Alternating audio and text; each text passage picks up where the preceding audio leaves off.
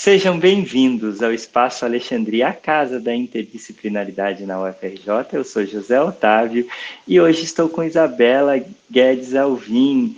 Ela é do LNCC, o Laboratório Nacional de Computação Científica. Seja bem-vinda, Isabela. Nós vamos falar hoje sobre modelagem computacional de fármacos.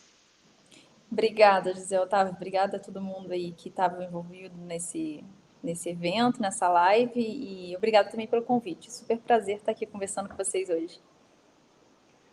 Esse tema vai ser muito interessante, né?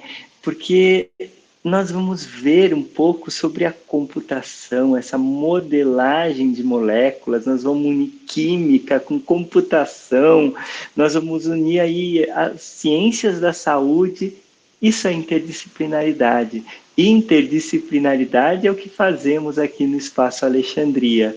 E a gente ficaria muito feliz de entender o que é modelagem computacional de fármacos, Isabela. Basicamente você utilizar ferramentas computacionais, tanto utilizar quanto desenvolver ferramentas computacionais que sejam úteis no planejamento e desenvolvimento de novos fármacos. E essas ferramentas são usadas para diminuir o custo e o tempo de desenvolvimento de um novo medicamento. Então, basicamente, isso que a modelagem computacional de fármacos faz. Nós podemos, nessa modelagem, utilizar medicamentos que já estão no mercado, aprovados, e passaram, porque o custo para aprovação hoje de um medicamento vai para casa de milhões, né? Então, nós conseguiríamos, Isabela, fazer essa adaptação e usar medicamentos que já estão no mercado? Sim, essa é uma estratégia que se chama até reposicionamento de fármacos. Então, basicamente, você pega os fármacos aprovados que têm suas determinadas indicações farmacológicas e daí você reposiciona, você investiga ele em outras doenças. E aí você, com certeza, você precisaria ainda passar por algumas etapas de fases clínicas, né, para poder verificar a eficácia e tudo mais, mas outras partes já teriam sido feitas, como toxicidade. Então, reposicionamento de fármacos faria isso que você perguntou. Isabela, nós tivemos uma crise sanitária mundial, né, com o Covid, com tudo isso que aconteceu. Vocês do LNCC, usando essa ferramenta, essa poderosa ferramenta de modelagem computacional de fármacos, vocês tiveram uma atuação? Como foi o LNCC aí durante a pandemia? Bom, eu acho que não só a LNCC, mas o mundo inteiro parou para investigar isso. Isso foi um esforço, acho que eu nunca soube de um esforço nesse nível, né? Mas aqui no LNCC, a gente tanto usa programas para a parte de planejamento de fármacos, mas a gente também desenvolve nossos próprios programas. Então, a gente tem, por exemplo, o portal Doctor.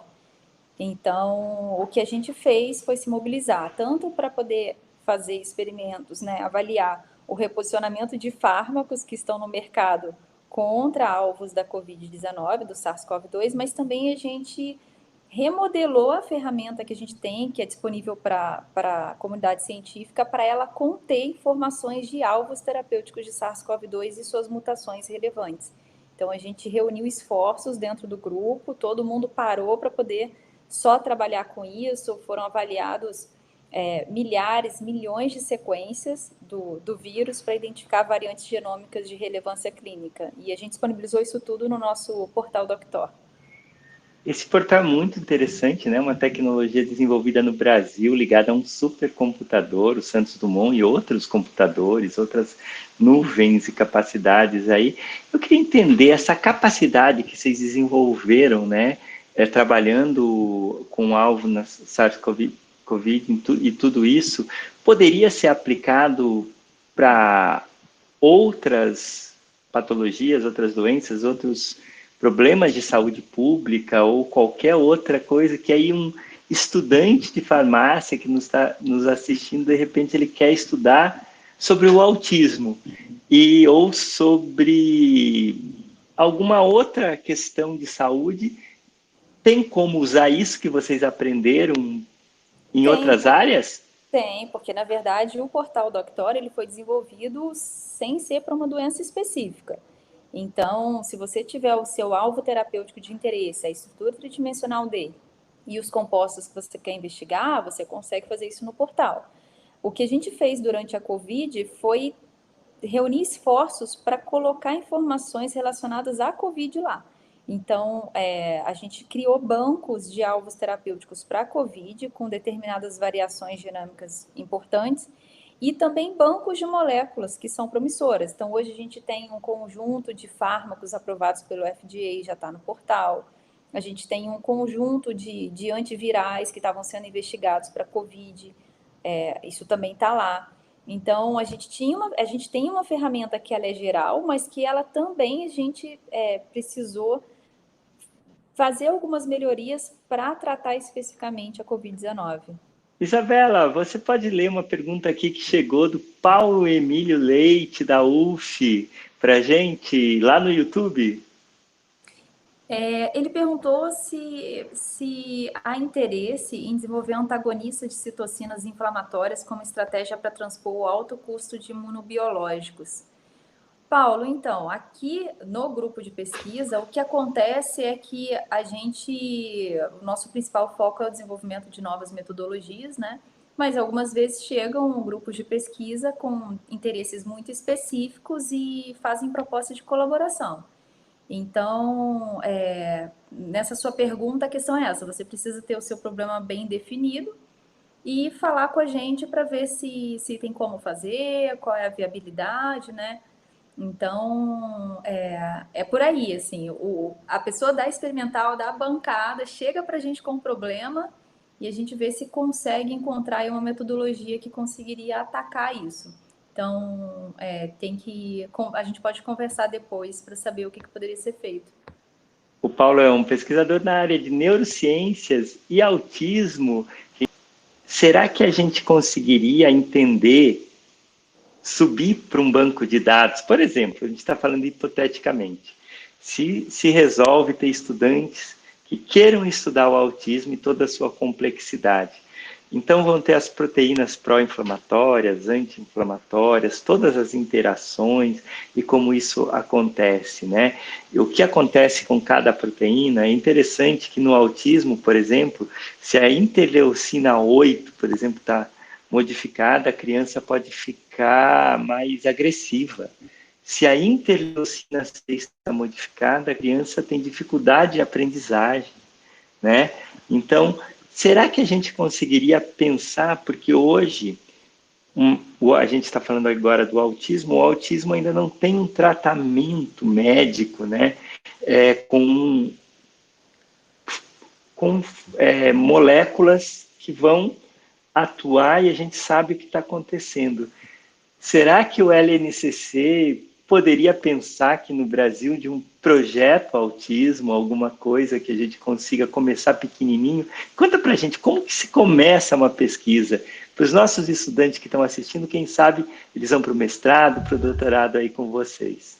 Sim, então, a primeira coisa que é importante aqui é que essa plataforma que a gente criou, ela está disponível de forma gratuita para qualquer um. Então, tanto no Brasil quanto no mundo. Então, se alguém quiser começar a fazer uma pesquisa para qualquer doença que seja, incluindo o autismo, qualquer um pode utilizar a nossa plataforma. Ela é gratuita e bastante simples de usar, né? Então, o que acontece é, se alguém quiser fazer uma pesquisa em modelagem computacional, por exemplo, por onde essa pessoa começa, né? A primeira coisa que eu posso dizer para vocês é que vocês podem dar uma olhada no YouTube da Escola de Modelagem Molecular em Sistemas Biológicos, MMSB, é uma escola de modelagem que a gente realiza a cada 2 anos aqui no LNCC. Ela é muito interessante, eu fui formada aqui nisso, né, nesse evento. Então, a gente disponibilizou todos os vídeos da nossa última escola lá. Então, tem palestras, tem cursos. Então, a minha área, que é de docking molecular, por exemplo, foram 5 dias de aula e essas aulas estão todas disponíveis lá. Então, tem também outras metodologias que os professores ensinaram, dinâmica molecular, modelagem comparativa. Então, o aluno, se ele quiser começar nessa área, ele pode assistir esse material, que tem diferentes níveis, né?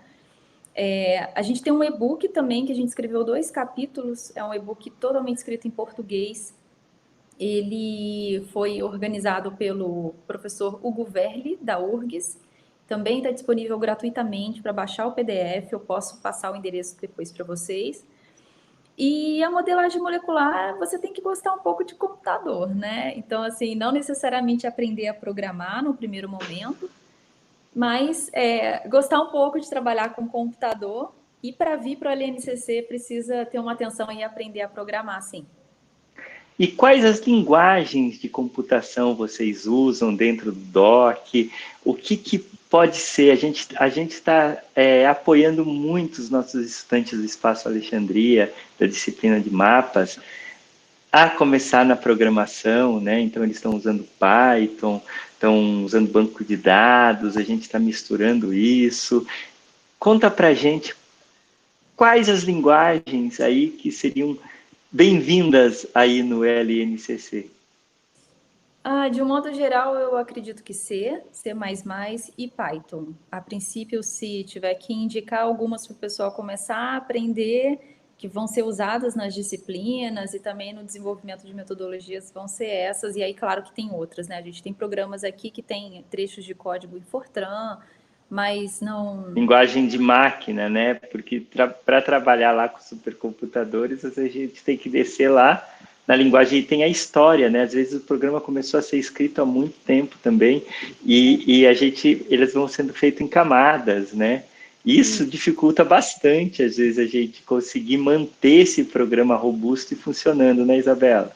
Isso, mas essas linguagens hoje ainda são bastante eficientes e já estaria adequado para poder conseguir fazer as disciplinas, por exemplo, aqui e trabalhar com os programas que a gente tem. Isabela, e as descobertas, né? Conta pra gente a quantidade de consultas que o sistema de vocês tem, né?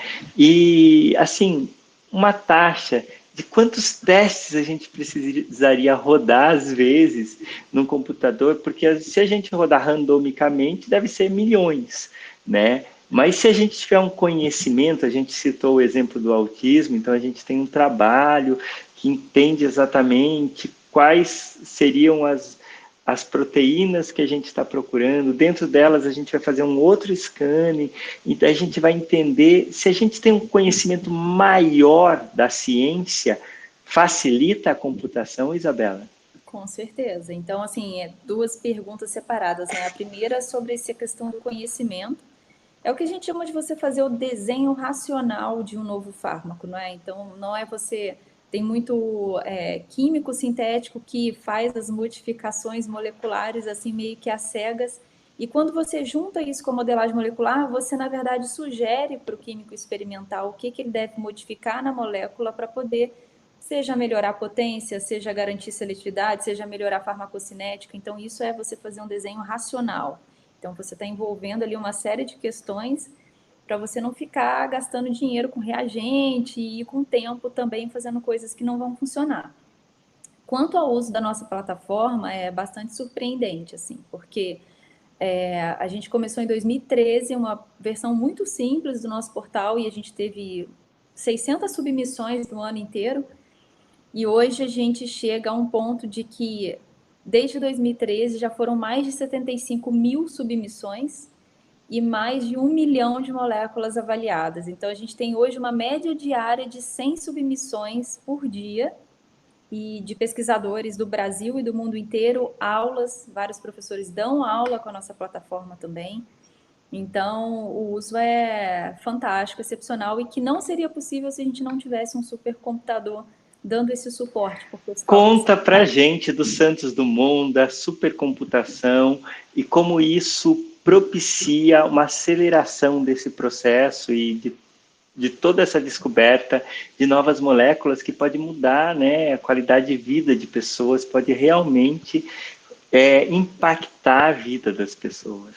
Sim, então o Santos Dumont ele é muito importante por vários motivos, né? Então, por exemplo, hoje, se você submeter um experimento de docking, que é o que a gente chama, né?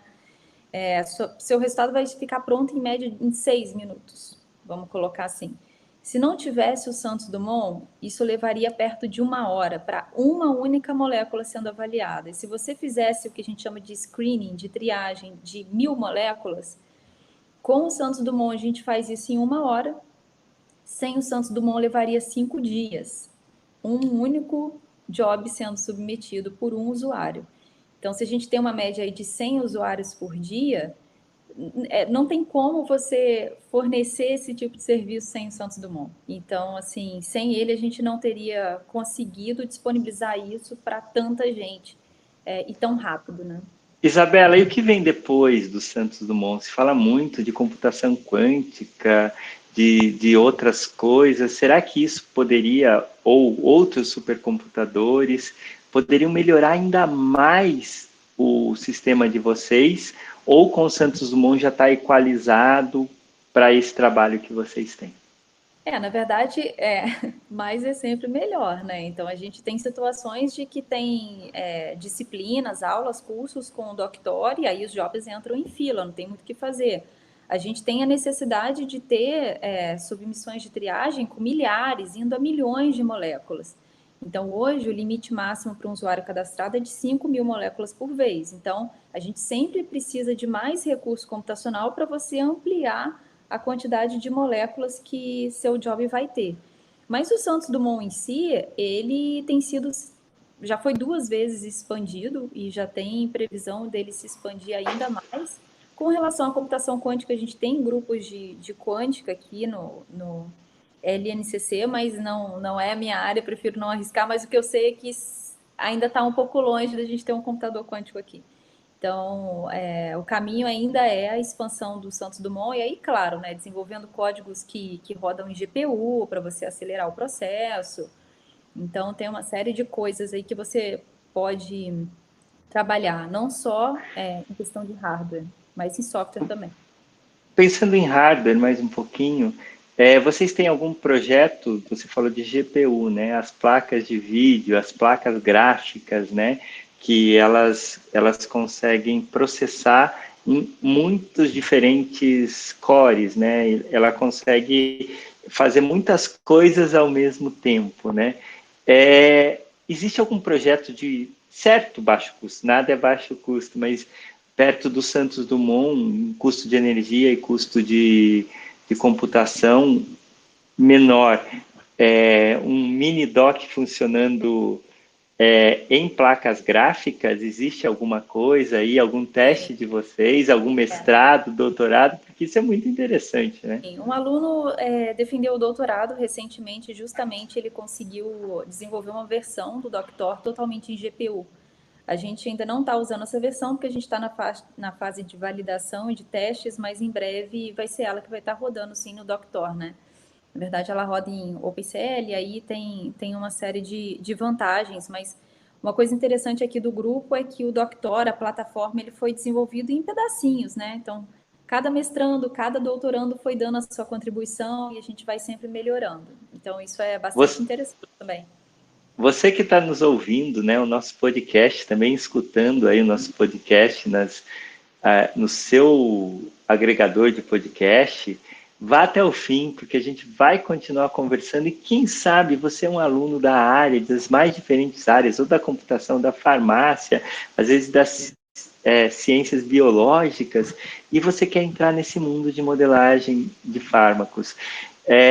Você sabe quando vai ser o próximo escola de verão ou uma escola que os nossos estudantes aqui que estão nos vendo vão poder testar suas ideias?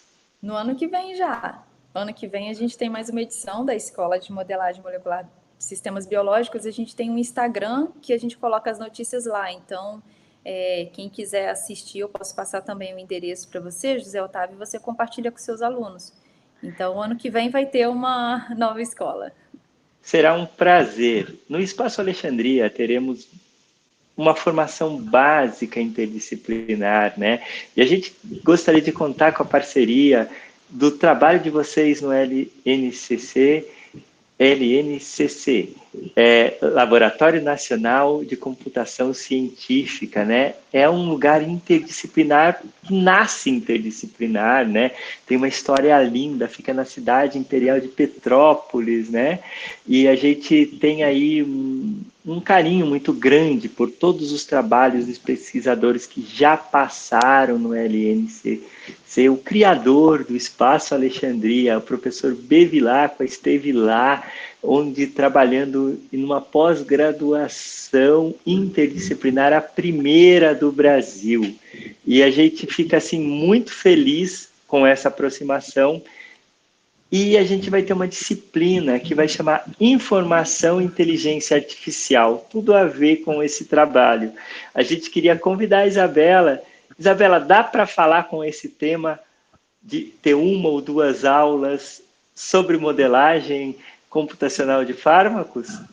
Com certeza. A minha tese de doutorado foi justamente o desenvolvimento de modelos de inteligência artificial para a predição de afinidade, atividade biológica de fármacos, de pequenas moléculas, né? Então, é um pedacinho também do Doctor que envolve inteligência artificial e que foi feito durante a minha tese de doutorado. Então, com certeza dá e agradeço o convite. Isabela, indo para o futuro, se fala muito em metaverso e criação de uma realidade, né, que de repente as moléculas vão estar na nossa frente. O nosso corpo vai estar interagindo com o DocDor, aparecendo as moléculas e a gente podendo escolher. Então, nessa ideia, por exemplo, que a gente falou aqui do autismo e das proteínas pró-inflamatórias, anti-inflamatórias, imagine elas aparecendo e a gente vê as conexões, né, para fazer essa escolha. Você acha que no futuro pode ter uma ligação aí desse trabalho com uma realidade virtual e aumentada, de um metaverso? Não necessariamente no metaverso, mas isso que você disse, da gente visualizar a molécula já e as interações que ela faz com o alvo molecular, isso já é realidade, é o que o docking faz. Então, a metodologia de docking é isso. É você colocar lá o seu alvo terapêutico, as suas moléculas que você quer investigar se vão interagir, e o docking te gera essa Se dá um match. confirmação, te dá um match no espaço tridimensional e você consegue visualizar em 3 dimensões se aquilo, você acredita naquilo ou não, você entende as interações, ligação de hidrogênio e tudo mais, e consegue melhorar a sua molécula olhando para isso. Então, isso já é realidade. Isso é muito fantástico, Sim. porque você visualizando, né, você tem um modelo 3D, consegue modificar o alvo e como que essas ligações são feitas, e você, o seu raciocínio, porque você usa suas redes neurais do especialista, né? Então, eu queria perguntar sobre o papel do especialista, o papel dessa interdisciplinaridade, quem faz o código, quem estuda, quem entende em profundidade, como isso se dá no LNCC? Essa pergunta é muito interessante, porque eu não consigo visualizar programas da área de modelagem molecular sendo desenvolvidos sem uma equipe interdisciplinar, multidisciplinar e sem profissionais que tenham essa característica, porque você pode estar desenvolvendo, você ser da computação, desenvolvendo uma metodologia que para você é a melhor do mundo, e quando chega o especialista, ele fala assim, mas cadê os hidrogênios da molécula? Onde que estão? Isso é importante. Então, aqui no LNCC a gente tem isso muito forte. A gente tem químico, a gente tem médico, a gente tem farmacêutico, tem biólogo, tem físico, tem de tudo aqui. E quando você coloca essas pessoas trabalhando junto, é que você vê as coisas acontecendo e desenvolvendo coisas realmente boas, né? E um vai ensinando para o outro. Então, isso é muito interessante e muito importante. Eu acho que essa coisa de você ser muito especialista e não diversificar os conhecimentos, isso está no passado. O profissional de agora e do futuro, ele é interdisciplinar. E na indústria farmacêutica, como que dá a ligação entre esse trabalho, essas pesquisas que são feitas gratuitamente, as pessoas estão fazendo, e o desenvolvimento do alvo, né, da molécula, e que pode ser uma recolocação, né, do fármaco, ou pode ser uma nova molécula que tem todos os passos. Como que o LNCC ele só fornece o serviço ou ele entra com alguma ligação aí, ligado com royalties ou com outras coisas, com a indústria farmacêutica? Nesse momento a gente não tem colaboração com a indústria farmacêutica, a gente tem com outros grupos de pesquisa da parte experimental, então de síntese orgânica, de química medicinal, de farmacologia, eles passam para a gente o problema e a gente modela e tenta dar uma explicação para eles, então a gente faz esses trabalhos em colaboração.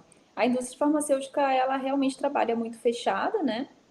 Porque aí não envolve paper, envolve patente. Então, eles têm, as grandes indústrias têm grandes equipes de modelagem molecular, profissionais interdisciplinares também, que se comunicam o tempo inteiro, mas que desenvolvem as coisas focando nas patentes, né?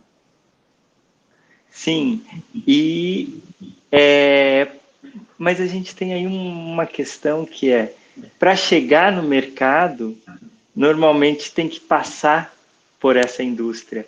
Com certeza. Como a pesquisa que está desenvolvendo o paper está chegando longe demais? Porque as ferramentas que vocês têm, eu assisti uma apresentação da Isabela, onde ela mostra que a gente está no estado da arte no mundo. A ferramenta que eles têm, o que o LNCC tem, que a Isabela participa, ela está no percentil mais alto, né? Aí de modelagem computacional de fármacos. Como que a gente faz esse passo? Aí eu não sei, não é a sua posição, também não é a minha, mas se a gente numa conversa, né? Como Não, então, aproximar isso? sim, é porque assim, aqui no nosso grupo a gente tem os É, dois viés. Então a gente desenvolve as nossas ferramentas e também a gente trabalha em colaboração em trabalhos aplicados. Então o que acontece é o seguinte, já teve a AstraZeneca procurando, querendo fazer o download da nossa ferramenta para eles usarem internamente. A gente, nesse momento, a gente ainda não disponibiliza o Doctor para as pessoas baixarem, porque a gente ainda tem melhorias para implementar nele. Então, essa foi uma primeira aproximação que houve. Uma segunda questão é que a gente tem depósito de patentes, por exemplo. Então, a gente trabalha também com um grupo de pesquisa da URGS e outro da Unifal, em busca de compostos que sejam para o tratamento de Alzheimer. Então, algumas moléculas que são realmente promissoras a gente precisa proteger. Então, a gente depositou várias patentes com essas moléculas promissoras e o que a indústria farmacêutica faz é se interessar por uma molécula ou outra e tentar fazer algum tipo de processo de aquisição dessa patente. Então, os caminhos são esses, assim, a gente tem que realmente se aproximar, porque senão essas moléculas não chegam no mercado. Mas o objetivo nosso não é apenas esse, é mais mesmo a pesquisa, e com essa ferramenta que a gente tem gratuita, qualquer pessoa pode tentar desenvolver coisas novas e patentear e tudo mais. Isabela, o Doctor parece que vem aí um tempo aí muito interessante, porque se esse trabalho que leva para GPUs, né, esse sistema, né, ele pode ser replicado em qualquer lugar. O Doctor pode ser um sistema que tenha um download gratuito, né, e que possa ser citado e não esteja só no Santos Dumont. Ele pode estar distribuído, ele pode estar em outros lugares. Esse caminho parece ser possível de ser seguido? Essa é uma meta nossa, né? Mas a gente entende que qualquer ferramenta que a gente desenvolve, e aí no caso a Doctor é a grande plataforma, ela precisa, quando for distribuída, ela precisa estar num ponto em que as Maturidade. metodologias são... hoje ela é matura, mas dentro do contexto de uma plataforma virtual, porque a gente tem um suporte do Santos Dumont e tudo mais. Mas a partir do momento que você disponibiliza para download uma ferramenta, o usuário vai ter problema para instalar, ele vai ter dúvida para usar. Então, assim, a gente não tem nem equipe de pessoas para poder estar atendendo o usuário também. Então, esse processo ainda precisa ser bem estabelecido, a ferramenta precisa estar com as tecnologias mais novas, como GPU, né? Porque senão o cara vai tentar instalar e vai ver que na máquina dele está devagar e vai abandonar. Ou então ele não vai Porque conseguir. a outra saída seriam nuvens, continuar com a ideia da nuvem em vocês, né? E vocês ter em nuvens parceiras aí para serem colocadas. É muito interessante a ferramenta de vocês e as possibilidades com essa evolução da computação, né? E esse trabalho que você faz em partes, né? Um mestrado, um doutorado, um pós-doutorado, um professor, alguém que desenvolve isso, e a gente vai criando. Me lembra muito Linux, me lembra outras ferramentas, né? Que você consegue você consegue ter uma comunidade, né? Então, vocês devem ter uma comunidade ativa aí entre vocês. Olha, os desenvolvedores do portal e do programa somos nós do grupo. Então, a gente não tem desenvolvedores de fora, somos poucos, né? E somos aqui do grupo de pesquisa mesmo do GMMSB. Mas a gente tem uma comunidade muito grande de usuários. Então, eu tenho alguns que eu já peço para testar. Então, quando a gente implementa uma funcionalidade nova, eu já solto para esses usuários mais experientes e eles dão um retorno para a gente. Então, eu considero que isso também é comunidade, pessoal que testa a plataforma. Sim, é muito rico. Se o Paulo for ficar, a gente tem uma pessoa que vai fazer uma pergunta. Então, se ele voltar, né, a gente faz a pergunta. A gente está aqui numa conversa bem divertida e boa, né? A gente está aprendendo sobre interdisciplinaridade. Só com o microfone, o Paulo pode fazer uma pergunta. Ele liga o microfone aqui, a gente depois ela corta esse pedacinho, tá, Bia? A gente tentou colocar, mas eu vou continuar sem falar. Então, Paulo, você está conseguindo falar? Ele está entrando e caindo. Deve ter um problema no Jitsi hoje, sério. O Jitsi é uma nuvem, sabe? Que está na Oracle. E ela é uma nuvem aberta de desenvolvimento, também open. E ele tá com algum problema de requisição, ele está com algum problema aqui sério. Então, Bia, até aqui eu vou fazer a última. Eu vou pedir para Isabela fazer uma colocação final, tá? Eu vou pedir uma pergunta e uma colocação final. E daí, a partir de agora, dessa pergunta, a gente cola e continua, tá? Isabela, e qual é o horizonte, né, com esse desenvolvimento? O que você vê para o futuro? Se a gente se reunisse novamente em 2040, e vamos, hipoteticamente, a ferramenta Doctor, né, ela continuou se desenvolvendo. Sim. Como você vê isso, Isabela? Olha, 2040 é difícil de pensar. Mas 2030, então. Olha, as coisas nessa área estão evoluindo muito rápido. Então, nos últimos 2, 3 anos, o papel que a inteligência artificial está atuando, a quantidade de dados que a gente tem, hoje a gente tem um conceito de espaço químico com bilhões a trilhões de moléculas. Então, com o aumento dos recursos computacionais, então tudo isso está migrando muito para uma área que a gente chama de novo drug design, que é você simplesmente inventar moléculas novas a partir do zero. Então, você tem o seu alvo e a molécula é criada lá dentro, seguindo determinados descritores que você queira. Então, não só potência, mas eu quero uma molécula que seja sinteticamente viável, que se ajuste bem no meu alvo, que tenha farmacocinética adequada. Então, você não precisa pegar bibliotecas de moléculas já sintetizadas para fazer esse docking, por exemplo. Você cria moléculas novas e o Doctor está indo nessa linha agora. É um grande desafio, mas a gente vai chegar lá. Então, a inteligência artificial é um caminho grande, né? Você gostou da conversa, Isabela? Foi ótimo, José Otávio. Obrigada, foi um prazer estar com você. Estamos chegando ao final. Um grande abraço para vocês e até a próxima. Obrigada por tudo. E o pessoal que estiver interessado nessa área pode me mandar e-mail, isabela@lncc.br. É uma área muito bonita e que eu tenho certeza que quem tiver interesse, gostar de computadores, gostar de química, precisa gostar muito de química, pode vir, pode conversar comigo também. Eu tenho certeza que vocês vão gostar. Foi um prazer. Até a próxima, Isabela. Tchau. Obrigada.